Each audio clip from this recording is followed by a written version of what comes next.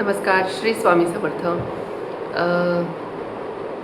कल्पना करा, वर्षभरात असा एक दिवस येतो ज्या दिवशी गुरुची कृपा, परमेश्वराची कृपा आणि शुभयोग एकाच वेळी तुमच्या आयुष्यात प्रवेश करण्याची संधी घेऊन येतात.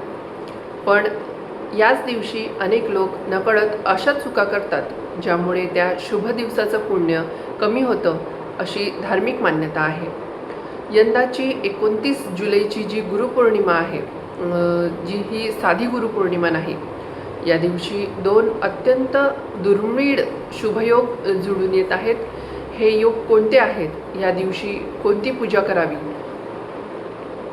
काय टाळावं, काय दान करावं, आणि सर्वात महत्त्वाचं म्हणजे या दिवशी अशी कोणती एक गोष्ट आहे जी केल्याशिवाय गुरुपौर्णिमा अपूर्ण मानली जाते, हे सगळं आपण आजच्या व्हिडिओमध्ये जाणून घेणार आहोत. म्हणून हा व्हिडिओ शेवटपर्यंत नक्की पहा. आता गुरुपौर्णिमा इतकी महत्त्वाची का आहे, तर आपण दिवाळी साजरी करतो, दसरा साजरा करतो, रामनवमी, जन्माष्टमी साजरी करतो, पण गुरुपौर्णिमेचं महत्त्व अनेकांना पूर्णपणे माहिती नसतं. कारण गुरु म्हणजे फक्त शाळेत शिकवणारे शिक्षक नाहीत. गुरु म्हणजे जो अज्ञानातून ज्ञानाकडे नेतो, जो अंधारातून प्रकाशाकडे नेतो, जो चुकीच्या मार्गावरून योग्य मार्ग दाखवतो. म्हणूनच भारतीय संस्कृतीत गुरुचं स्थान देवापेक्षाही श्रेष्ठ मानलं गेलेलं आहे. गुरु ब्रह्मा, गुरु विष्णू, गुरुदेवो महेश्वरा हा श्लोक आपण लहानपणापासून ऐकत आलो आहोत. पण यंदाची गुरुपौर्णिमा इतर वर्षापेक्षा वेगळी का आहे, याचं उत्तर ऐकून तुम्हालाही आश्चर्य वाटेल. 29 जुलैलाच गुरुपौर्णिमा का? यंदा आषाढ पौर्णिमेची तिथी 2 दिवसामध्ये विभागली आहे, म्हणून अनेकांच्या मनात प्रश्न निर्माण झाला, 28 जुलै की 29 जुलै. धर्मशास्त्रानुसार उदय तिथीला विशेष महत्त्व असतं. म्हणजे ज्या दिवशी सूर्योदयाच्या वेळी पौर्णिमा तिथी असते, तो दिवस गुरुपौर्णिमा म्हणून साजरा केला जातो. यंदा तो दिवस आहे 29 जुलैचा. तर 2 दुर्मिळ योग असं जुळून येत आहेत. तर आता सर्वात महत्त्वाचा विषय म्हणजे या दिवशी 2 शुभयोग जे जुळून आले आहेत. तर पहिला आहे प्रीतियोग. नावातच अर्थ आहे प्रेम, सौहार्द, मतभेद दूर करणारा योग. जर तुमचं कोणाशी बोलणं बंद असेल, घरात तणाव असेल, तर हा दिवस प्रेमाने संवाद सुरू करण्यासाठी शुभ मानला जातो. आता आहे दुसरा योग, तो म्हणजे हर्षण योग. हर्ष म्हणजे आनंद, उत्साह, यश, नवीन सुरुवात.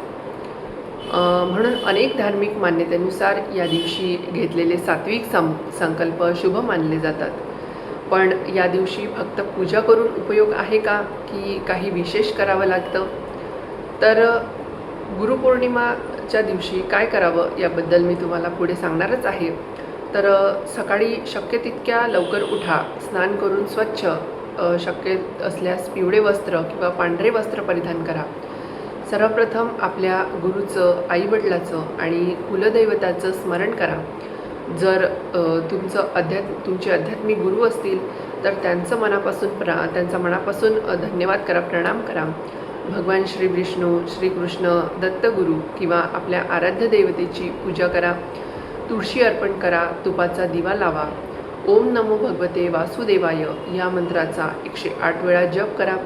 शक्य असल्यास विष्णू सहस्त्रनाम, गुरुस्तोत्र किंवा श्रीसूक्ताचं पठण करा. या दिवशी दान का करतात, तर दान म्हणजे फक्त पैसा देणं नसतं. एखाद्या भुकेल्या व्यक्तीला अन्न देणं, एखाद्या विद्यार्थ्याला पुस्तक देणं, गाईला चारा देणं, पक्ष्यांना पाणी ठेवणं, गरजूंना मदत करणं, हेही दानच आहे. गुरुपौर्णिमेला केलेलं दान श्रद्धेने आणि अहंकाराशिवाय केलं तर त्याला विशेष पुण्यदायी मानलं जातं. पण या दिवशी काही गोष्टी केल्या तर आपल्याला त्या शुभयोगाचं महत्त्व कमी होऊ शकतं, आणि अशी धार्मिक मान्यता आहे. तर या दिवशी काय टाळावं ते आपण बघूया. बघा, राग, वादविवाद, कटू बोलणं, खोटं बोलणं, कुणाची निंदा करणं, आईवडिलांचा अपमान करणं, गुरूंचा अनादर करणं, व्यसन, तामसिक आहार, आणि कोणाचं मन दुखवेल असं वर्तन. या दिवशी शक्यतो तुम्ही टाळलेलंच बरं, कारण गुरुपौर्णिमा ही केवळ पूजा करण्याचा दिवस नाही, तर स्वतःमध्ये चांगला बदल घडवण्याचा दिवस आहे. मित्रांनो, 2 दुर्मिळ शुभयोग, पण त्याहून मोठा योग कोणता माहिती आहे का? आपल्याला योग्य मार्ग दाखवणारा गुरु लाभणं. म्हणून या गुरुपौर्णिमेला फक्त दिवा लावू नका, फक्त पूजा करू नका, तर मनापासून कृतज्ञता व्यक्त करा. गुरूंचे, आईवडिलांचे आणि परमेश्वराचे आभार माना, कारण ज्ञानाशिवाय यश नाही आणि गुरुशिवाय ज्ञान नाही. आता मला कमेंटमध्ये नक्की सांगा, या गुरुपौर्णिमेला तुम्ही कोणता संकल्प करणार आहात? तसेच तुमचे गुरु, आईवडील किंवा ज्यांच्यामुळे तुमच्या आयुष्यात सकारात्मक बदल झाला, त्यांना कमेंटमध्ये प्रणाम करा. व्हिडिओ आवडला असेल तर एक लाईक करा, आपल्या मित्रपरिवारासोबत शेअर करा आणि अशाच आध्यात्मिक, धर्म, वास्तू आणि सनातन संस्कृतीवरील माहितीपूर्ण व्हिडिओसाठी आम्ही अमरावतीकर या यूट्यूब चॅनलला सबस्क्राईब करायला विसरू नका. तसेच रोजच्या उपयुक्त माहितीसाठी इंस्टाग्राम आणि फेसबुकवर देखील फॉलो करायला विसरू नका. गुरुदेव दत्त. श्री स्वामी समर्थ महाराज की जय.